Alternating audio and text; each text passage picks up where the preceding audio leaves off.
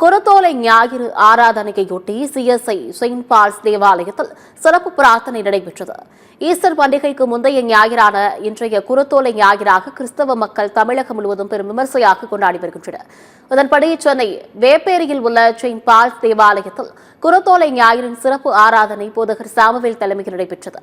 முன்னதாக குருத்தோலைகளை கையில் ஏந்தியும் ஒசன்னா பாடல்களை பாடியும் ஆயிரக்கணக்கான கிறிஸ்தவர்கள் பவனி வந்தனர்.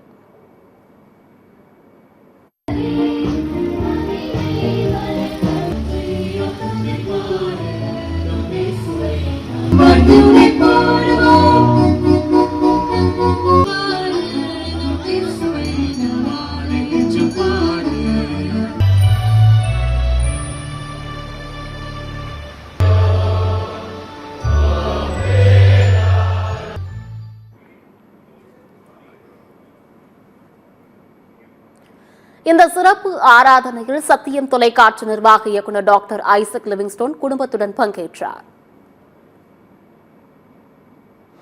இந்த குருத்தோலை ஞாயிறு என்பது மிக முக்கியமான ஞாயிறு.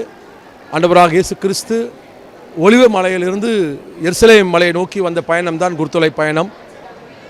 ஆலயம் என்பது ஒரு சிலருக்கு மட்டுமே இருந்தது என்பதை தகர்த்து எல்லோருக்கும் என்னுடைய ஜெப வீடு என்று சொல்லி ஆலயத்தை முழுமையாக அனைவருக்கும் சொந்தமாக்கிக் கொள்ள ஆண்டவராக இயேசு கிறிஸ்து சொந்த பவனி தான் அந்த பவனி. இந்த பவனியின் மூலமாக கடவுள் சமத்துவத்தை, நீதியை, அவருடைய சமாதானத்தை, தாழ்மையை நம்ம கற்றுக் கொடுத்திருக்கின்றார்.